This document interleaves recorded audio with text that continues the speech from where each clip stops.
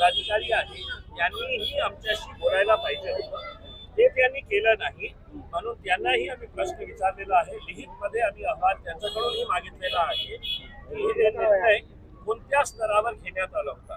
ते काउन्सिलर्सनी स्वतः घेतले निर्णय, त्यांच्यावर ही कारवाई होणार आहे. आणि समजा वरच्या काही पदाधिकाऱ्यांनी त्यांना आदेशित केलं असेल तर त्यांच्यावरही आम्ही कारवाई करणार आहे, याच्यामध्ये काही दुमत नाही. मी आता ओवैसी साहेबांशी बोललो आणि ओवैसी साहेब सुद्धा खूप रागावले की आम्ही भारतीय जनता पार्टी सोबत बसणार नाही. विकास हे आमच्यासाठी सेकंडरी असणार आहे. पण प्राथमिकता आमची हे आहे की तुम्हाला कुणाला जायचे आहे हे तुमचा अधिकार आहे. शरद पवार साहेब सोबत त्यांच्या सोबत गेलेले आहे, बच्चू कडू साहेब त्यांचा प्रहार त्यांच्या सोबत आहे, राष्ट्रवादी त्यांच्या सोबत आहे.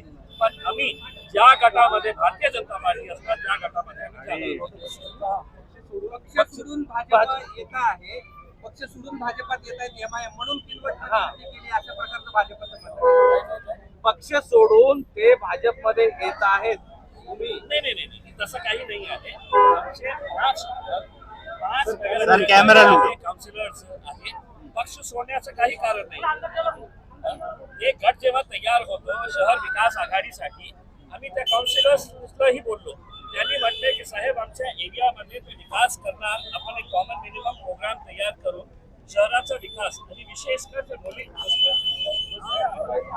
लोकांनी विश्वास करून आमचे 5 काउन्सिलर्सला निवडून दिलेले आहे त्याच्या विकासासाठी ते बहुतेक ते केलं असेल. पक्ष सोडून कुठेही कोणी जाणार नाही आपल्याला सांगितलं. ओके, तुम्ही आता ज्या वायजीपुरात सुरुवात केली, सर कॅमेरा लुक दो. काय नेमकं झालं आहे, काय केलं? बहुतेक त्यांच्याकडे सर कॅमेरा लुक द्या.